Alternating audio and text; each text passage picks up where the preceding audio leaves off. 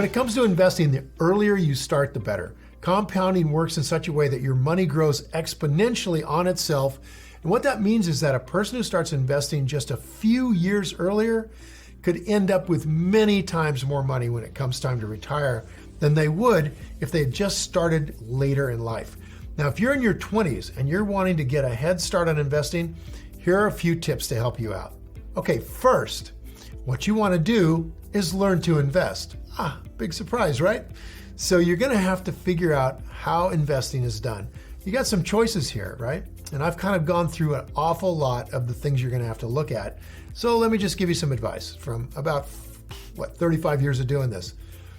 There's a family of investors that started with Ben Graham and then to Warren Buffett and Charlie Munger, down through these teachers, down to me, and from me to thousands of students, about a kind of investing strategy that is the best in the world. This is where the millionaires and billionaires come from. It's a strategy you can use whether you're starting your own business, buying a franchise or building one, whether you're buying the house next door to rent it. This strategy of investing, we call rule number one investing, is the strategy in the world that you should learn as early as possible so that you have your whole life ahead of you to compound money. Now, once you've learned something about how to invest, then you want to start getting control of your cash. So the first thing you got to do is pay off that student debt. Right now, student debt is such a common burden for people in their 20s, and I want to apologize to you from my entire generation for screwing all you guys on your college tuition. If you still have outstanding student debt, paying it off should be your primary investing goal. It's a real shame because I'll tell you, man, when I went to college, it was really a lot cheaper. And since then, the cost of living has been about 3% per year. Colleges have gone up at 8% per year. And I know that doesn't sound like that big a difference, but it's the difference between going to school for $1,000 a semester versus going to it for $20,000 a semester. In the same way that sound investments grow your wealth exponentially, this debt that you've had to incur is also increasing exponentially, and it grows larger and larger as the years go by. It's brutal, and I feel for you. So before you wade into the stock market, just got to get out from under that burden every way you can think of it. Just start by eliminating that debt because it's going to hold you back in the long term. Third, get into some form of retirement account. They call it a qualified accounts. You got a company 401k plan where they match your funds. That's an okay one. I'm not a super fan of that unless, of course, they allow you to invest your money any way you want to, and more of them are doing that. But if you're in a 401k program where they match and then you're forced to invest in mutual funds, I'm afraid that within the next couple of years, you're going to be giving it all back. So I would strongly urge you to invest where you can get control of where that money is going in some place other than mutual funds. I would put it into a Roth IRA or a regular IRA where you're managing the money. A Roth is fantastic. So 401ks are great if they're going to match and all that. But man, once they've matched, then you're in this ridiculous investment. With a Roth, man alive, they're fantastic because you pay taxes on the money before it goes into the Roth, but then you never pay taxes on the growth of that cash. So I'll tell you, you got a Roth IRA and you got a regular IRA. The key thing is you get your money into a place where you can control it and you have the ability to pick and choose your investments using the principles that Ben Graham and Buffett and Munger have taught us. And that way you're going to get the maximum returns. As for why a Roth IRA is preferable for individuals in their 20s as opposed to, let's say, a traditional IRA, Roths require you pay the taxes on your contribution first, right? And you're in a low tax bracket in your 20s typically. So people in a higher tax bracket in their 50s maybe should use a regular IRA because they might be paying 35 or 40% tax. But if you're paying 20% tax, you want that money in an IRA to grow without taxation on it ever. Fifth, create a budget and set savings goals. This is really important, and I am the wrong person to teach you about it. I am the worst budgeter on the planet and horrible at savings goals. So if it's any consolation, you can still get wealthy even without doing this.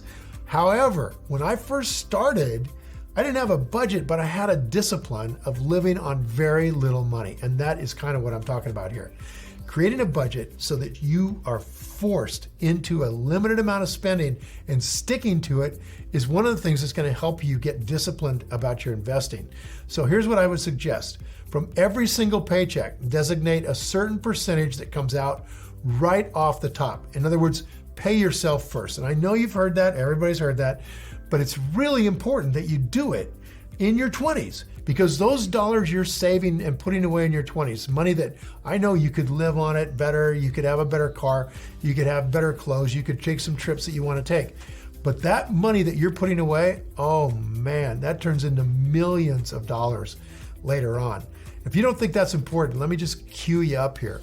Warren Buffett was in an elevator going up with a bunch of insurance guys, and one of these guys said they were watching Buffett looking at a penny on the floor of the elevator.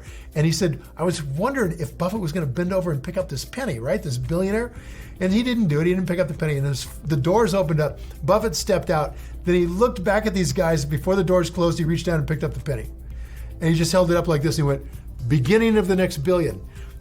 The point is that Buffett understands the power of compounding, understands the power of a little money in today. What that means 30 or 40 years from now is millions of dollars. So setting a budget, very important to get the money into an investing account before you spend it.